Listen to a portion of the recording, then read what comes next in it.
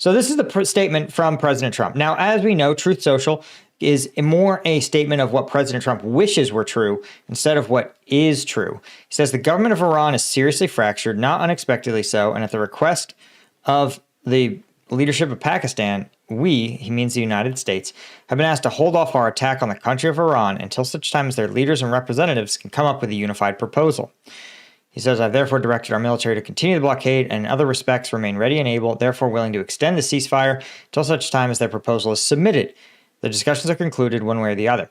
Now, this is patently untrue because how could we have had the first round of discussions in which President Trump, by the way, you might recall, literally stated a peace deal had been reached. So he states a peace deal totally been reached, guys. And then says, wait. There is no peace deal. So who is he negotiating with? He's like, and now he's like, oh, well, actually, guys, they're too fractured to even give a peace deal. This is, of course, not correct. They have appointed leaders. They have an established succession plan. Like, how can their leadership be too fractured, so fractured that they can't negotiate, but also so intact that they can close the Strait of Hormuz, that they can launch missiles and drones into U.S. allies and into U.S. bases. You can't have it both ways. Now, here's the thing. Trump is embarrassed. This is what the real story is. Trump is embarrassed because Iran has said, why on earth would we go to talks in Pakistan? He says, we're not going to do it. He says, why would we go to talks to hear the U.S.'s same demands that we already rejected? We weren't going to give in those demands when we didn't control the Strait of Hormuz. Now we control it. We get to set terms. Right? Like, it's like old Pete Hegseth. He's like, it's the law of the jungle. Well, okay. Guess what? Here's the thing you don't understand about the law of the jungle. Is that if you're a lion and something bigger than you decides that they are going, or something not even bigger, it doesn't even have to be bigger per se, but just if you're a lion and a cobra decides that it is sleeping in your bed tonight, the law of the jungle says you're finding a new bed. This is the fact, right? And this entire thing is like you get exactly what you wanted because you thought you were the biggest thing in the jungle. But what you realize is that even if you're a lion, even if you're the biggest, but every animal has its ability to fight you. And that's kind of the conundrum here, is that before you turn into Pete Hegseth or Stephen Miller that goes, you can't stop us. We'll do anything we want. Nobody's going to stop us. You're like, no, dude, actually, everyone can stop you. That's the problem. It's like being the biggest, strongest soldier in your unit. Yeah, in your company, you're stronger than everybody. You're 300 pounds. You can deadlift 800 pounds. You're a monster.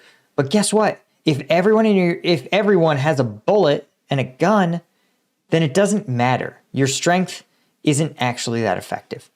That's what they're learning here, right? And it's pretty annoying because, again, like with good strategy and good allies, the biggest dude can get a lot done. Not everything, but it's still good to be a lion, right?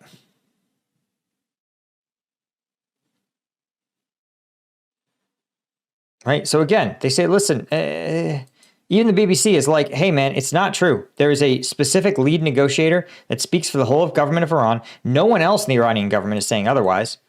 As we talked about, the only exception is that possibly someone may have directed this Iranian tanker to run the strait, but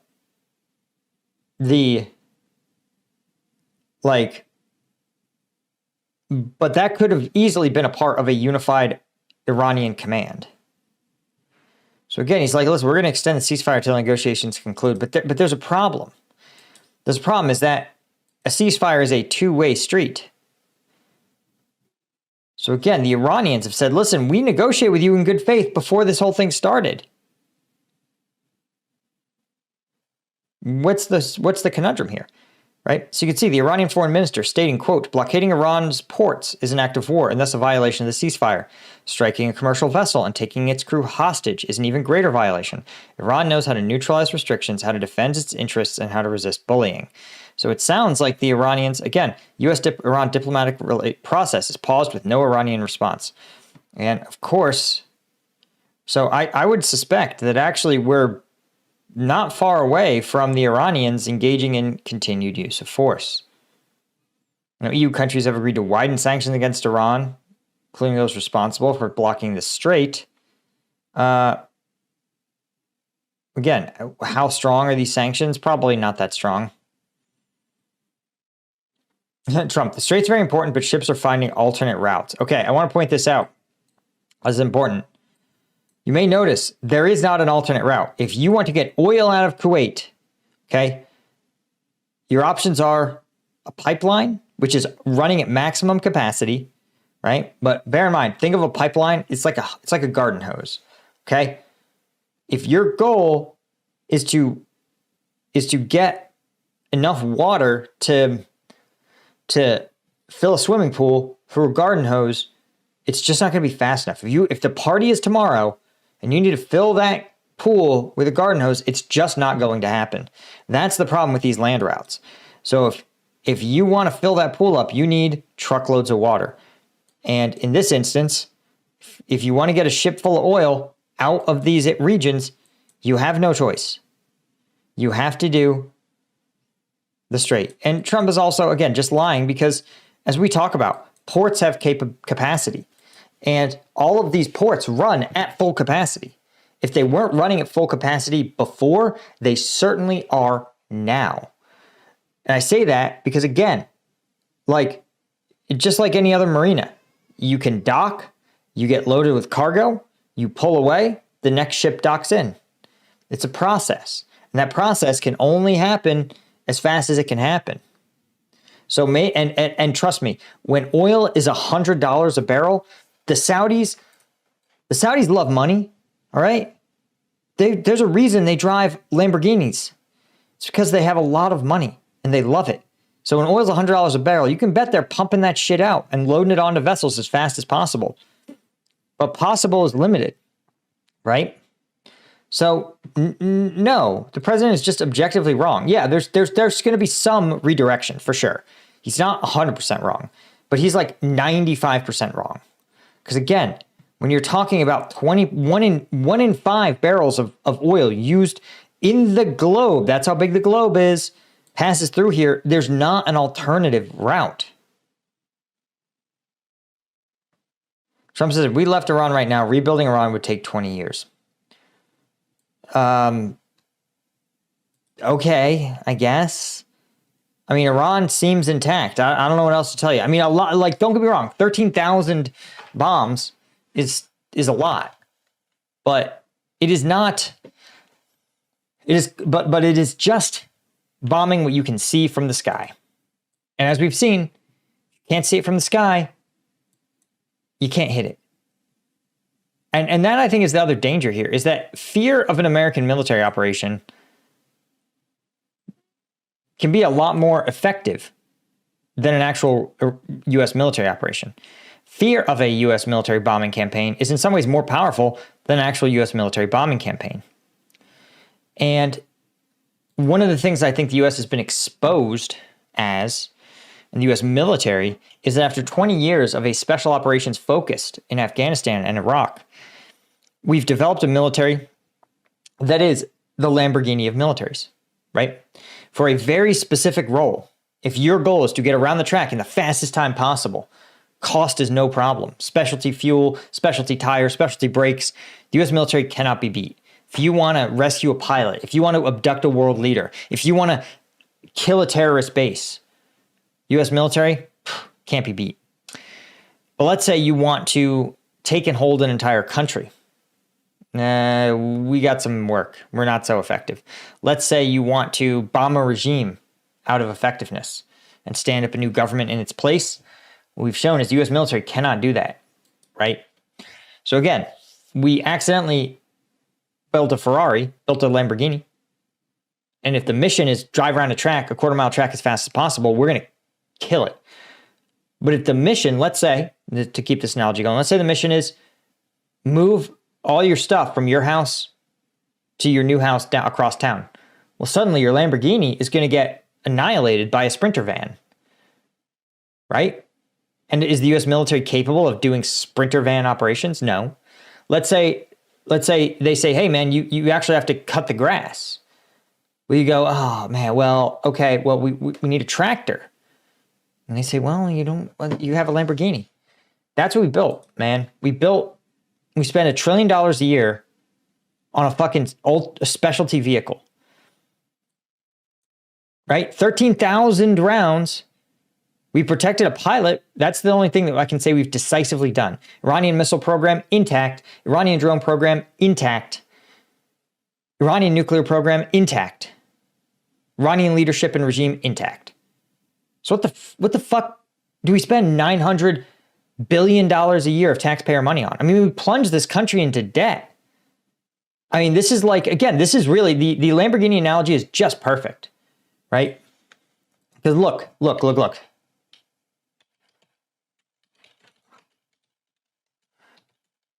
So let's see. So if you want to own a Lamborghini a year, let's see if we find an estimate here. Reddit, you're killing me. $7,000 in maintenance a year, right? Probably about. Hey, there's somebody saying $35,000 parts. So we're going to say about. Yeah, here we go. Annual cost of ownership, $65,000 a year. Well, we'll sit in the middle, 30 grand. Like 30 grand a year plus paying on it. So you're talking, again, we'll say 60 grand a year. And that is exactly the analogy. 60 grand a year for something that offers minimal utility. Okay. That is what we have purchased in the US military. Because again, it's not able to achieve any of the things we actually want to get done in Iran. And the things we want to get done don't make any sense.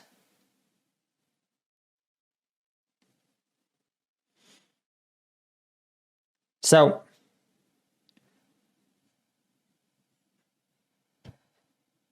yeah, the whole thing. It's just, it is not the way that they need to go about this. And we can see that oil prices reflect this, absolutely. So here is, you can see oil prices, really they're pricing in a long-term problem, right? Rising again from $60 a barrel in December to back up to over 100. Right? It's funny, the $100 a barrel seems to be some kind of psychological barrier for the markets. But when we look at poly markets, right, we'll take a look. We can see pretty clearly that there is, they say, oh, there's probably going to be a ceasefire extension. But you can see here, Strait of Hormuz traffic, end of April return, odds plummet to basically nothing. Odds of it returning to normal by May, still says 60%, but that's not great. People are still pricing in like the Iranians are going to blink. You can see here, again, June, 76% chance. So if it's not open, basically they're saying if it's not open by May, it's probably not going to be open by June. And yeah, I think that is what we're seeing is a real sense among people who really get paid to forecast these things that this is going nowhere. People are like, 50-50, there's a permanent peace deal, right? A permanent cessation of hostilities. And it's funny to see them rising and rising. But the truth is that it's probably going to involve Trump allowing Iran to get a nuclear weapon, which is something that he doesn't really care about. Like, he doesn't care viscerally. And I point out that Iran having a nuclear weapon is not really that an American problem. Like, I hate to say it, but North Korea got a nuclear weapon. When North Korea got a nuclear weapon, do you remember where you were or how you felt? No, of course not, because it wasn't that big a deal.